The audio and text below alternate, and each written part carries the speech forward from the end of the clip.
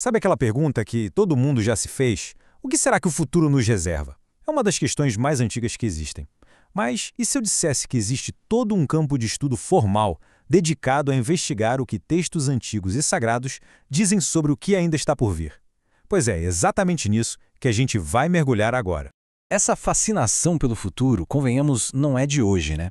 Desde as civilizações mais antigas, a gente vê essa busca por entender o amanhã. É uma curiosidade que parece estar no nosso DNA, atravessando culturas e épocas. Essa vontade de saber não só o que vai acontecer, mas para onde a nossa história toda está caminhando. Só que essa curiosidade toda pode ir muito além da mera especulação, de ficar só imaginando. E se existisse uma disciplina, uma área de estudo teológico, focada inteiramente em desvendar o que as Escrituras dizem sobre o futuro? É exatamente aí que a gente entra. Vamos começar do começo, entendendo a definição fundamental desse conceito.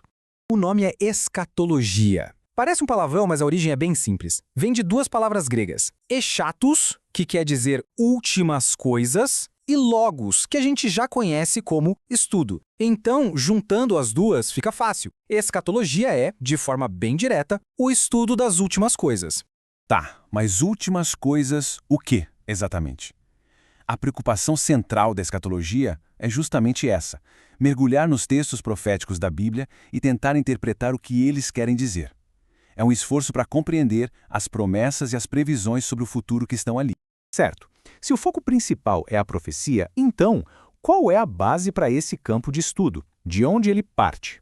A base toda da escatologia bíblica se apoia em alguns pilares. Primeiro, a crença de que existe uma revelação divina. Segundo, que a Bíblia é a fonte dessa revelação.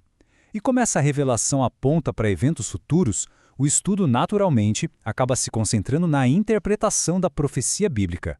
Uma coisa leva a outra, faz todo o sentido. E olha que interessante, a própria Escritura usa uma metáfora poderosa para descrever essa palavra profética. Na segunda carta de Pedro, ela é comparada a uma luz que alumia em lugar escuro. Pensa só na imagem. É como ter uma lanterna para guiar os passos no meio da incerteza, no meio do desconhecido. Isso nos leva a uma questão super importante. Ok, a profecia é uma luz, um guia. Mas como é que se interpreta essa luz? Como é que se analisa essas profecias antigas na prática? E aqui, a resposta não é uma só.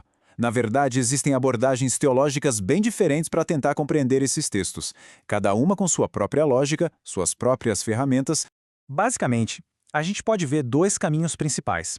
De um lado, tem o método alegórico, que busca um significado mais simbólico, figurado, uma lição moral que estaria por trás do texto. O foco é o sentido espiritual.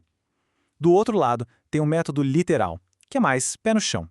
É uma abordagem que olha para a gramática, para o contexto histórico e tenta dar às palavras o seu significado comum, da época, para entender o texto como ele foi escrito. Agora, o ponto crucial aqui é que não se trata de um ser certo e o outro errado. Segundo a análise, os dois métodos são vistos como válidos, mas precisam ser usados com muito cuidado, com muita precisão, porque o risco é grande. Imagina aplicar uma interpretação super simbólica num trecho que era para ser entendido literalmente. Isso poderia distorcer completamente o sentido da profecia. E falando em profecia, tem uma outra distinção que é fundamental a gente fazer para não misturar as estações. É sobre a própria natureza da profecia nesse contexto. E aqui a gente vê a diferença de forma bem clara. Uma coisa é a profecia bíblica, aquela que está nas Escrituras, que é considerada inspirada pelo Espírito Santo e por isso inerrante e imutável. Outra coisa bem diferente é o dom de profecia. Esse já é descrito como algo transmitido por uma pessoa dentro da comunidade. E por vir de um ser humano está sujeito a erro, precisa ser julgado pelo grupo e o mais importante de tudo, não pode de jeito nenhum contradizer as Escrituras. Mas por que essa diferença é tão importante? Porque entender essa distinção é visto como algo crucial para interpretar a escatologia corretamente. Ajuda a separar o que é considerado uma revelação divina, registrada e imutável, das manifestações que podem acontecer hoje em dia. Bom, até agora a gente falou sobre o que e como, mas e o porquê? Qual é o propósito maior por trás de se estudar as últimas coisas? Nessa visão, a escatologia não se resume a tentar adivinhar o futuro. O valor dela estaria em algo muito mais profundo, que é dar um senso de propósito e de esperança. E para explicar isso melhor, a análise que a gente está vendo faz um contraste bem interessante. De um lado, uma visão de mundo descrita como fatalismo histórico. Sabe, aquela ideia de que o futuro já está traçado, não há nada a ser feito e as coisas só vão piorar. E em oposição direta a isso está a esperança cristã.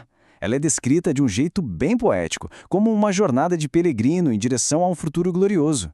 A ideia aqui é que a vida não é um barco à deriva, mas sim uma caminhada com direção e um destino com propósito. E é aqui que tudo se conecta. Nessa perspectiva, entender o que se crê sobre o futuro não é só um exercício acadêmico. Serve para construir uma estrutura de esperança que acaba moldando a vida de uma pessoa de fé no presente, no hoje.